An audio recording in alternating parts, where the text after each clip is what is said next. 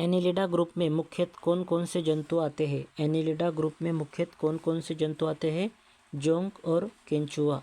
Annelida group में मुख्यतः कौन कौन से जंतु आते हैं? जोंक और केंचुआ। आर्थ्रोपोडा ग्रुप में मुख्यतः कौन कौन से जंतु आते हैं? आर्थ्रोपोडा ग्रुप में मुख्यतः कौन कौन से जंतु आते हैं? तेलचट्टा, मच्छर, खटमल, मक्खी। तेलचट्टा, मच्छर, खटमल और मक्खी। मोलस्का ग्रुप के अंतर्गत मुख्यतः कौन कौन से जंतु आते हैं? मोलस्का ग्रुप के अंतर्गत मुख्यतः कौन कौन से जंतु आते हैं? तो घोंगा और सीपी। घोंगा और सीपी। इकाइनोडर्मेटा संघ के अंतर्गत मुख्यतः कौन कौन से जंतु आते हैं? इकाइनोडर्मेटा संघ के अंतर्गत मुख्यतः कौन कौन से जंतु आते हैं? तारा मछली, ब्रिटिल स्टार। तारा मछली, ब्रिटिल स्टार। मनुष्य का पाचन क्रिया कहाँ से प्रारंभ होता है? मनुष्य का जो पाचन होता है वो कहाँ से प्रारंभ होता है? तो वो होता है मुख से। मुख से प्रारंभ होता है। शिराएं द्वारा कौन सा रक्त प्रवाहित होता है? शिराएं द्वारा कौन सा रक्त प्रवाहित होता है? शुद्ध रक्त। कौन सा विटामिन जल में घुलनशील होता है? कौन सा विटामिन जल में घुलनशील होता है? तो बी तथा सी। बी तथा सी। सोडियम का कार्य क्या होता है? सोडियम का कार्य क्या होता है? यह रक्तदाब नियंत्रित करने में सहायक होता है तथा जल का संतुलन बनाए रखता है। तथा जल का संतुलन बनाए रखता है। सोडियम का कार्य क्या है? सोडियम का कार्य क्या है? यह रक्तदाब नियंत्रित करने में सहायक होता है तथा जल को संतुलन बनाए रखता है। तथा जल को संतुलन बनाए रखता है। पोटेशियम का कार्य क्या है? पोटेशियम का कार्य क्या है? यह हृदय धड़कन नाड़ी संस्थान के कार्य को संचालित करता है। यह हृदय धड़कन एवं नाड़ी संस्थान के कार्य को संचालित करता है। ग्लूकोज बिना ऑक्सीजन की उपस्थिति में मांसपेशियों में प्रतिक्रिया कर क्या बनाता है? ग्लूकोज बिना ऑक्सीजन की उपस्थिति में मांसपेशियों में प्रतिक्रिया कर क्या बनाता है? तो लैक्टिक अम्ल। जो लैक्टिक अम्ल होता है वो लैक्टिक अम्ल ग्लूकोज ऑक्सीजन की उपस्थिति में मांसपेशियों में प्रतिक्रिया कर बनाता है। ग्लूकोज बिना ऑक्सीजन की उपस्थिति में बैक्टीरिया या ईस्ट प्रतिक्रिया कर क्या बनाता है? तो इथाइल अल्कोहल बनाता है। ऑक्सीजन की उपस्थिति में ग्लूकोज की प्रतिक्रिया होती है तो क्या बनता है? कार्बन डाइऑक्साइड जल का निर्माण होता है। कार्बन डाइऑक्साइड जल का निर्माण होता है। एनिलिडा में उत्सर्जन उसके किस उत्सर्जी अंग द्वारा होता है? एनिलिडा जो होता है उसके उत्सर्जन किस उत्सर्जी अंग द्वारा होता है? तो नेफ्रिडिया द्वारा होता है। नेफ्रिडिया द्वारा होता है। मूत्र का पीएच मान क्या होता है? मूत्र का पीएच मान क्या होता है? 6। मूत्र का पीएच मान कितना होता है? 6। मूत्र का पीएच मान 6 होता है। बहिस्रावी एवं अंतस्रावी दोनों प्रकार किस ग्रंथि में होती है? बहिस्रावी एवं अंतस्रावी दोनों प्रकार किस ग्रंथि में होती है? तो अग्न्याशय में दोनों ग्रंथि होती है। पीयूष ग्रंथि या पिट्यूटरी ग्रंथि को किस अन्य नाम से जाना जाता है? पीयूष ग्रंथि या पिट्यूटरी ग्रंथि को किस अन्य नाम से जाना जाता है? मास्टर ग्रंथि। मास्टर ग्रंथि के नाम से पीयूष ग्रंथि और पिट्यूटरी ग्रंथि को जाना जाता है।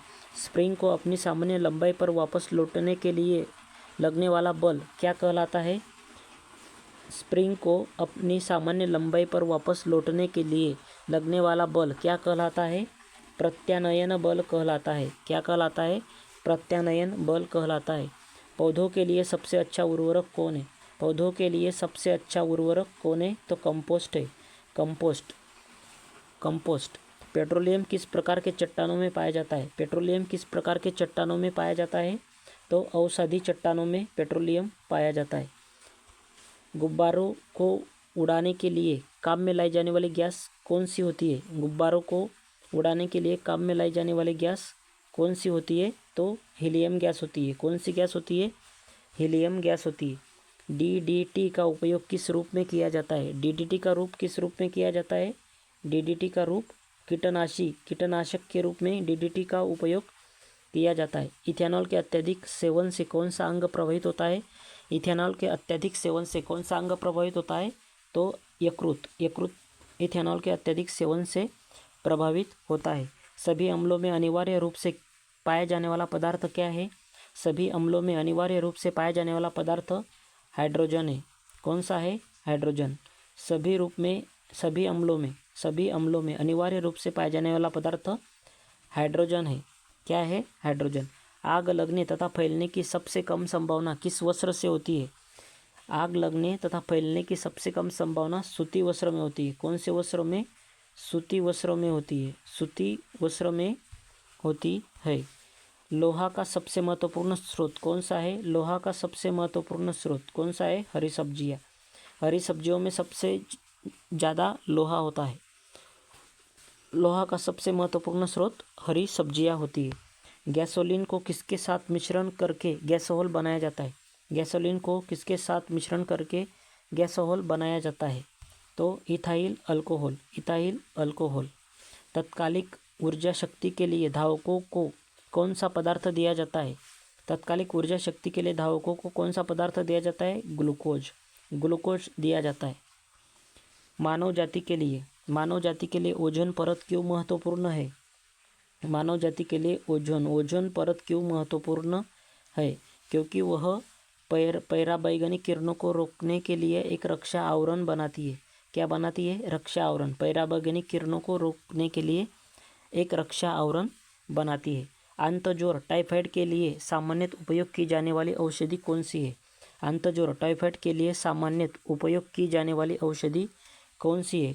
क्लोरोमाइसिटिन। कौन सी है? क्लोरोमाइसिटिन। आंतजोर टाइफाइड के लिए सामान्यतः उपयोग की जाने वाली औषधि कौन सी है? क्लोरोमाइसिटिन। गैस की लौ की सबसे गर्म हिस्से को क्या कहते हैं? गैस की लौ की सबसे गर्म हिस्से को क्या कहते हैं? ज्योतिहीन क्षेत्र। Non luminous zone. Non luminous zone. ज्योतिहीन क्षेत्र। ज्योतिहीन क्षेत्र। ज्योतिहीन क्षेत्र। सोने का शुद्ध रूप कितने कैरेट का होता है? सोने का शुद्ध रूप कितने कैरेट का होता है? तो 24 कैरेट का होता है। 24 कैरेट का होता है। 24 कैरेट का होता है। सिनेबार किसका अयस्क है? सिनेबार किसका अयस्क है? सिनेबार किसका अयस्क है? तो सिनेबार पारा Hg पारा का अयस्क है। पेनिसिलिन किससे बनाया जाता है? पेनिसिलिन कवक से बनाया जाता है। पेनिसिलिन किससे बनाया जाता है? कवक से बनाया जाता है। लाइकेन को दो जीवधारियों का सहजीवी सहचार्य समझा जाता है। वो दो जीव कौन से है? शैवाल एवं कवक। लाइकेन को दो जीवधारियों का सहजीवी सहचार्य समझा जाता है। वो दो जीव कौन कौन से है? शैवाल कवक। शैवाल कवक। आमतौर पर संश्लेषित वृद्धि माध्यम और बेकरी में में लाया जाने वाला एगार किससे प्राप्त होता है? शैवाल से प्राप्त होता है। किससे प्राप्त होता है? शैवाल से प्राप्त होता है एगार। लौंग किससे प्राप्त होती है? लौंग जो होती है वो किससे प्राप्त होती है? वो पुष्पकली से प्राप्त होती है। वो किससे प्राप्त होती है? पुष्पकली से। लौंग किससे प्राप्त होती है? पुष्पकली से प्राप्त होती है।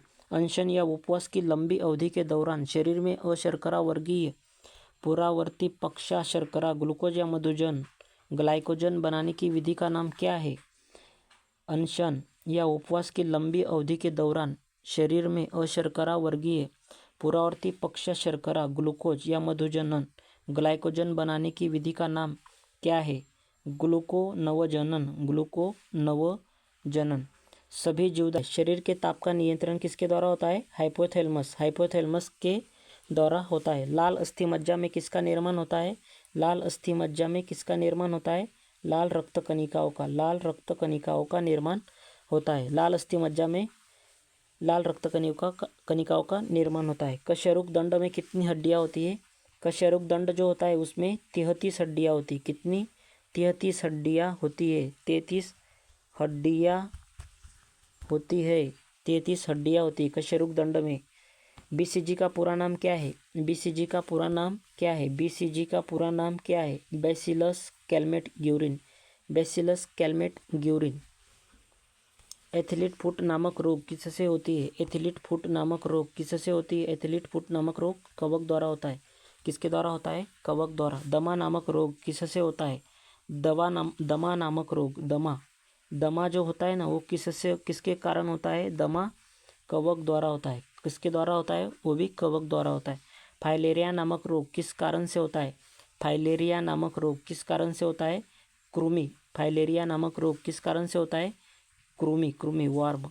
कृमि के कारण। सभी जीवधारियों में पाया जाने वाला कौन सा यौगिक है जिसमें भरपूर मात्रा में फास्फोरस पाया जाता है? न्यूक्लिक अम्ल। भारत में केंद्रीय धान अनुसंधान केंद्र कहाँ है? भारत में केंद्रीय धान अनुसंधान केंद्र कटक ओडिशा में है। कटक ओडिशा में है। कटक ओडिशा में है. व्हिडिओ आवडल्यास चॅनलला शेअर करा, लाईक करा आणि सबस्क्राईब करायला विसरू नका. सबस्क्राईब करायला विसरू नका. थँक्यू. धन्यवाद. आभारी आहोत.